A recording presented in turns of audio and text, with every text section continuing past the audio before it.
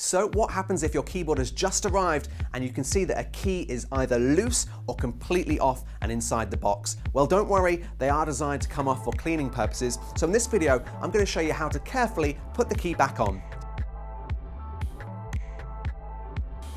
First of all, if the key is just slightly loose and it seems raised on one side, what you can do is pick the key off like this.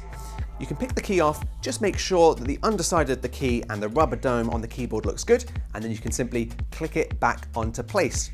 The same thing goes if the keyboard is completely loose in the box. Just make sure that the underside of the key looks undamaged and the rubber dome on your keyboard looks okay, and all you need to do is simply click the key straight down and it will click back into place.